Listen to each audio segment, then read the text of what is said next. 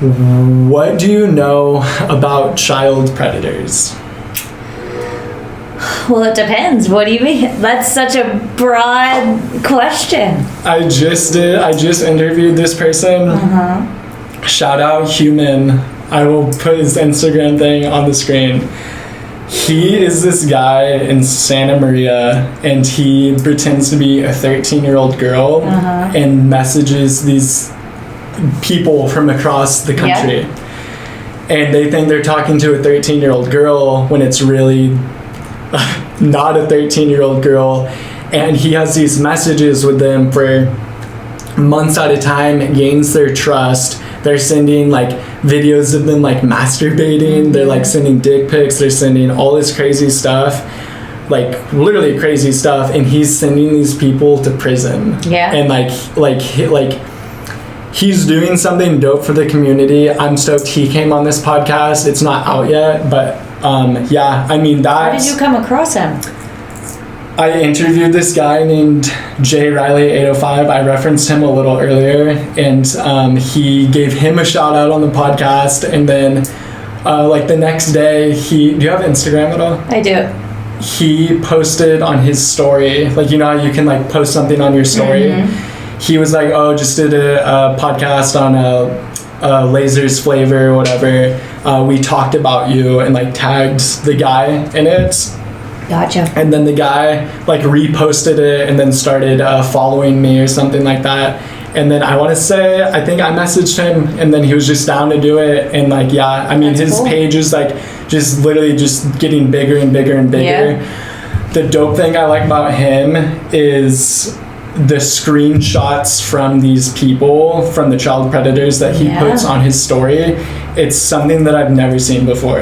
It's like very raw content, which I mean, I like. I don't like filtered shit. Like I want the rawness of it. I want to see like exactly what's going on. And he puts all these screenshots of these conversations.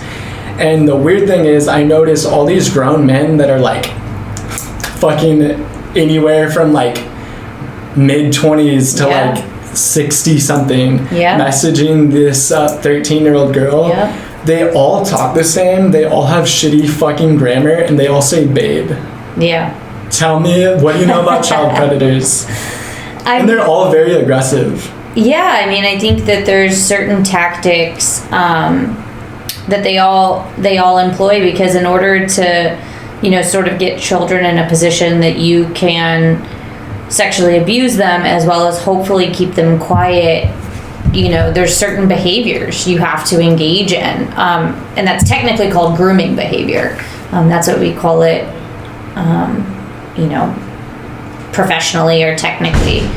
But it's a major problem. There are a lot of people out there, and unfortunately the internet and the dark web allows them to connect with each other, and find ways around law enforcement, find ways to pass materials, redistribute materials.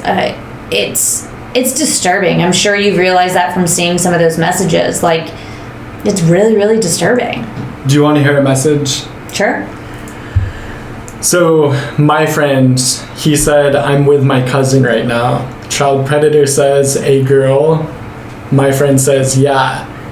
Predator says, can I eat her pussy? Friend says, she's 13. Predator again says, can I eat her pussy? And then friend says, I don't know. And then he says, send me a picture of you both. This is like one of like, I think I have like 20 screenshots from his shit that I just like show people, or I'll repost it on my story and I'll like tag him in it just because like the people that are like following me, for example, I want them to see what the fuck's going on in society, because I've never seen this before in my entire life. Really? I've seen Chris Hansen to Catch a Predator, like who hasn't? But the thing is, that's a little filtered, it's a little scripted. Not saying he didn't do a great job and like put people away, but the thing is, this is something else. I've never seen this shit before. You know what I mean? It's disturbing. It's why do people want to do it? Like, why is there an attraction? Like, a 13-year-old girl doesn't like look as hot as somebody that would be like, your age, like in your Yeah. like 20s or 30s Yeah. or 40s. You know what I mean? Like it's. I think one of the most disturbing things to accept, and let me be crystal clear, does not make it acceptable, is that attraction is on a spectrum, and we know that in a lot of senses. And I do think there are some people that are legitimately attracted to children. That is their sexual attraction. Doesn't make it acceptable. Doesn't mean they can ever act on it. But I do